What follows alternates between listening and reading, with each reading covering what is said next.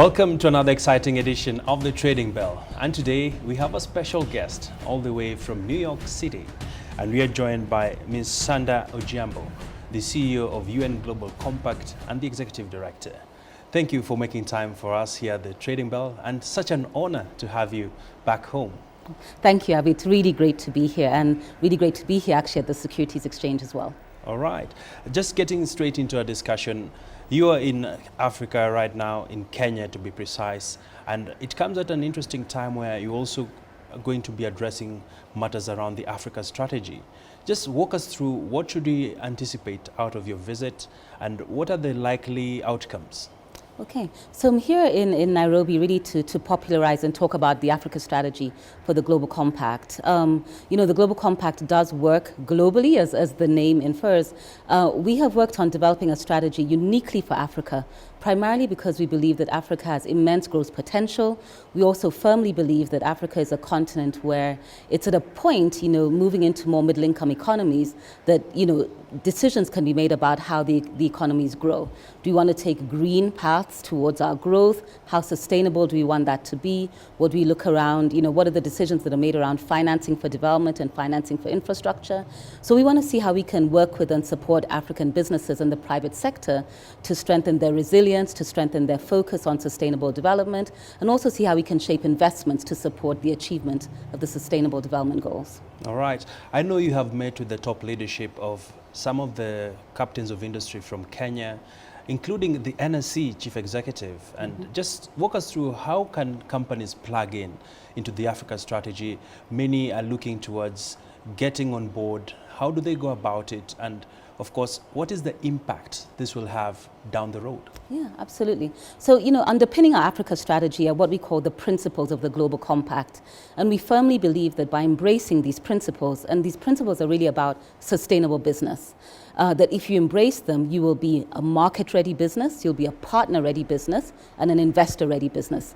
And these principles apply to really important issues such as environment and climate change, anti-corruption, issues such as human and labor rights and decent work and living wages.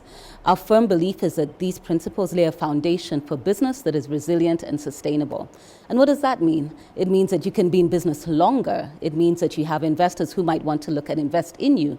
If you're an SME, it means that perhaps large multinationals want to partner with you and you can do business with them better.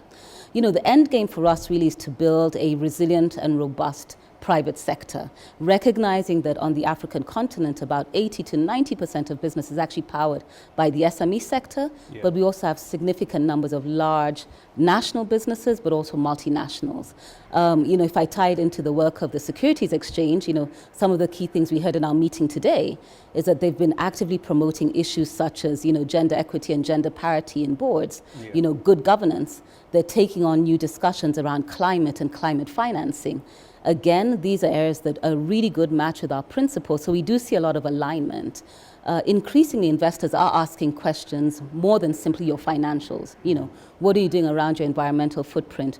What do you do around gender equity? And what do you do around issues such as decent work and living wages? So there's a really strong tie between our principles and the increasing value that investors see in business. All right.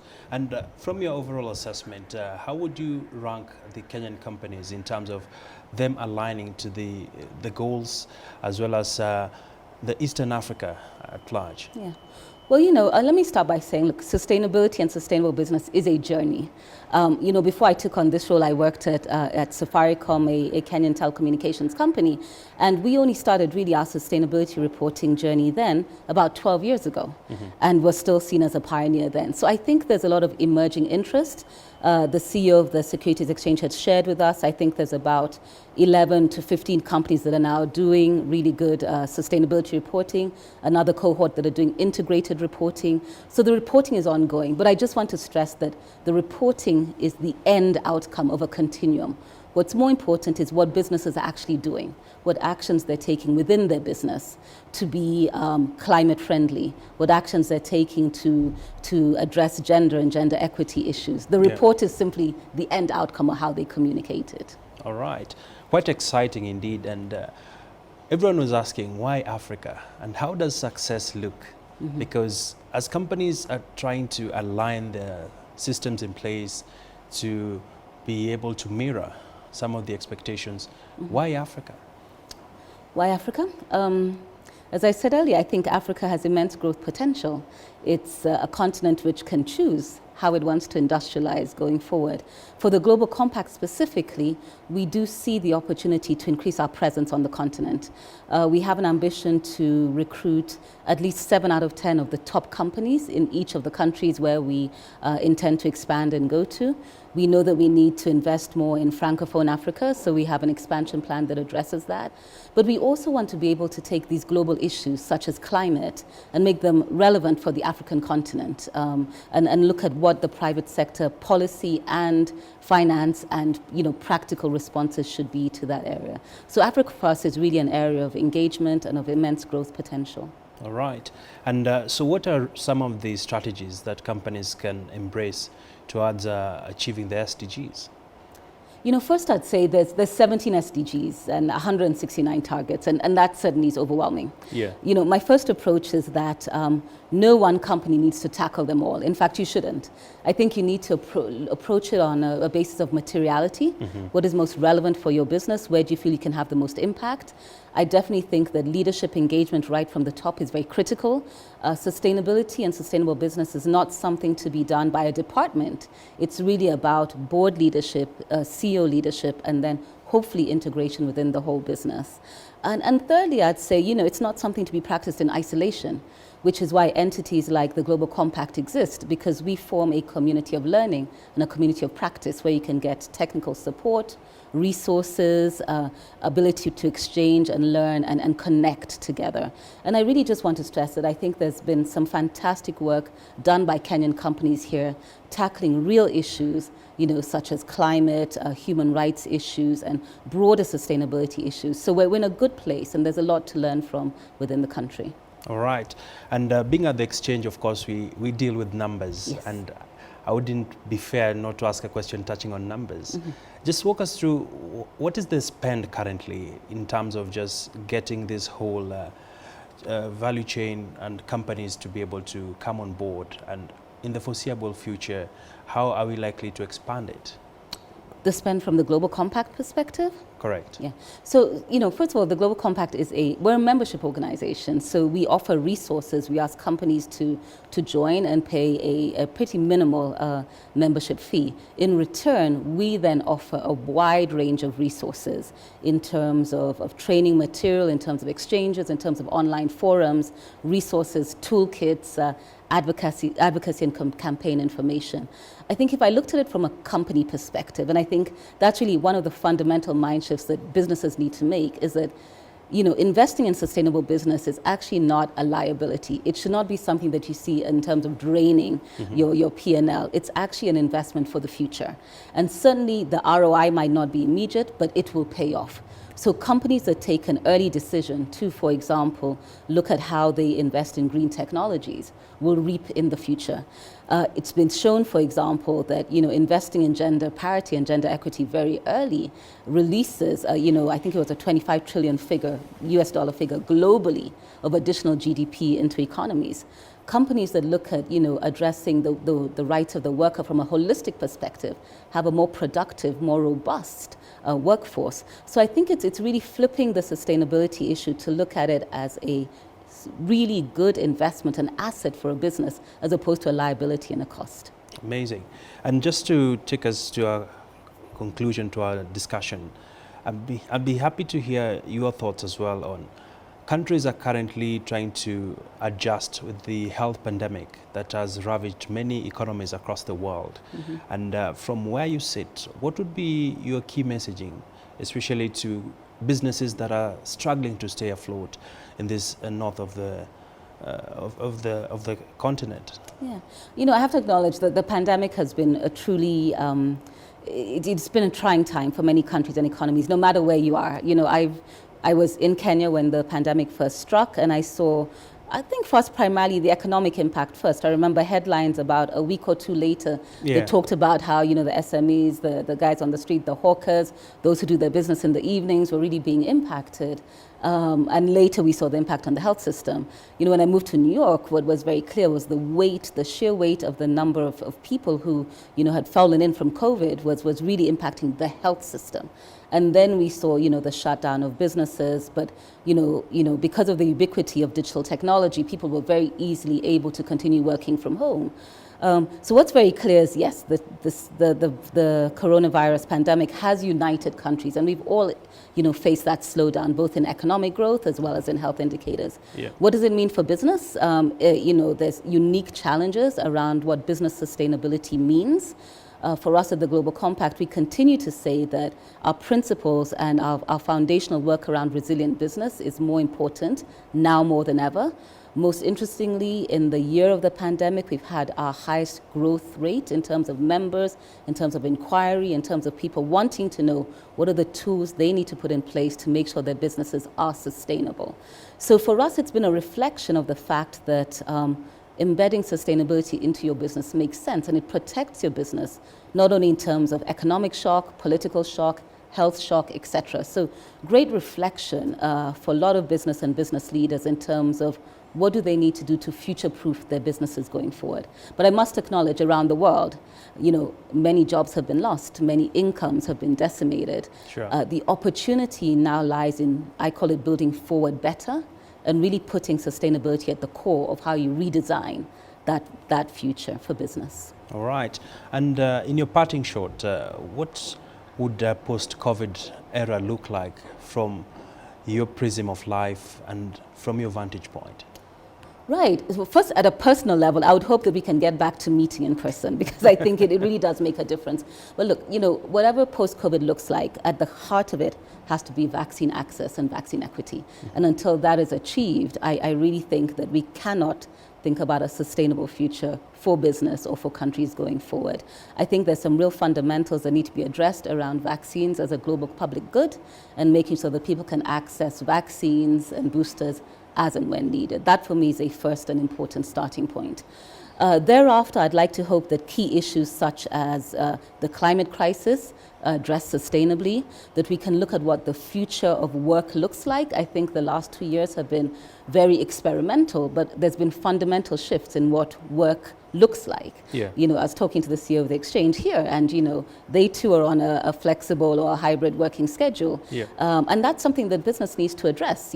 What does work output look like? What does success look like? How do you work in a dispersed manner and yet drive your businesses forward? So for me, vaccine access, climate action, the future of work are really critical areas. All right. Post-Kenya visit, any other countries you're looking to travel to? Well, our Africa strategy has 4 hubs, Nigeria, which we visited in December, Kenya, South Africa, and Morocco. So I'll be visiting those other 2 countries in quick succession.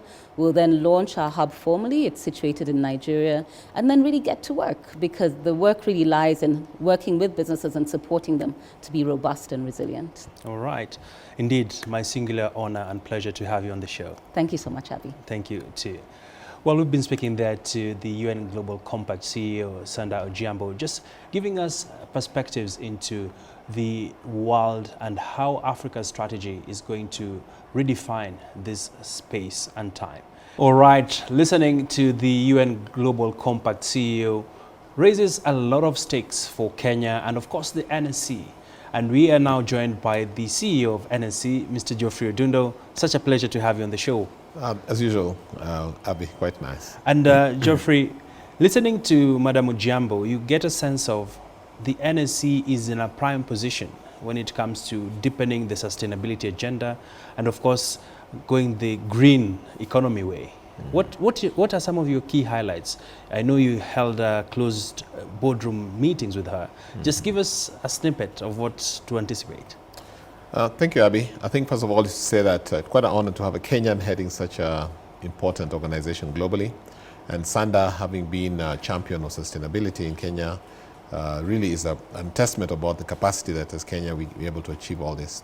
So we had a very nice bilateral conversation with the UN Global Compact today, centering around some of the initiatives that we're doing in Kenya to support the global agenda that they have. Issues around sustainable governance issues, sustainable financing issues, climate action, areas on how we can promote the Sustainable Development Goals.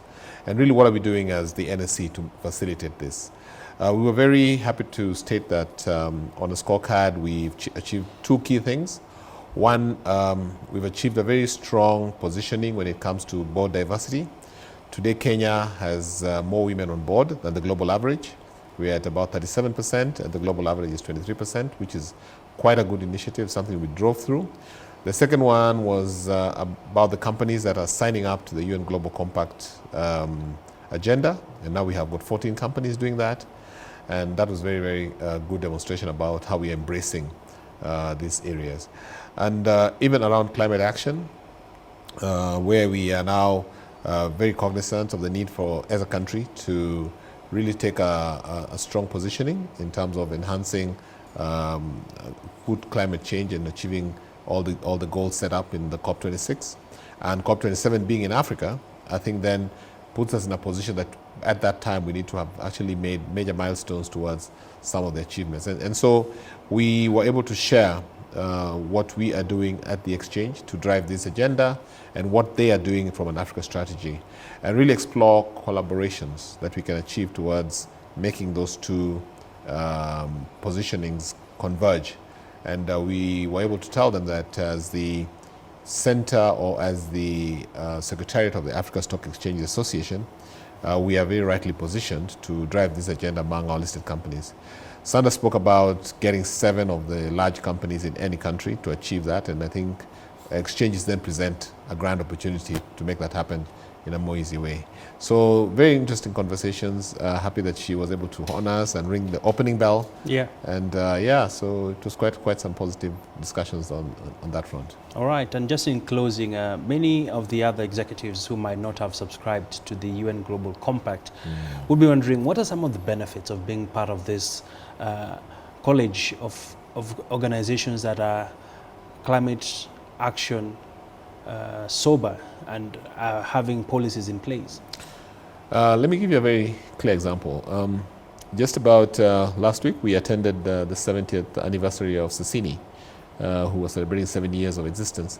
And critical in that anniversary celebration was their adherence to the UN Global Compact agenda. And here they were able to demonstrate how this has transformed their business, especially around the people and issues around human rights, and how the whole embracing of sustainable goals has actually made the company sort of turn differently and be perceived differently by their various stakeholders, be their customers, be their investors, be their regulators, and that was coming out very clearly. So sustainable development, the UN Global Compact agenda helps you drive your intangible aspects of your business. Issues around governance, issues around environment, issues around your gender, issues around how do you relate to the community. And all these are now becoming very important investment considerations. Investors are not only interested now in the financial reporting or the financial performance of the company, but they're also looking at whether the company is doing good business. You saw companies that were in existence for so long, but have actually sort of collapsed because of corporate failures. Now, all this is if you don't adhere to good business practices, then even the financial side doesn't matter because the risks are high, and sooner or later they'll creep into the organization and you'll not do well. So, my message to companies who have not yet adhered to this agenda, that it's a very, very important part of business now for you to actually embrace this kind of opportunities, this kind of best practices, so that even your organization, top down, bottom up, you people are very cognizant about how are they contributing to the success of the business and doing it in the right way. Okay. And I think that's one very important message that has come out of having been a member of the UN Global Compact. Amazing. Thank you for your time, and we hope to see more outcomes from this. Certainly. All right. Thank you very much. Well, that's where we want to wrap up the program with a look at how the markets have closed this week.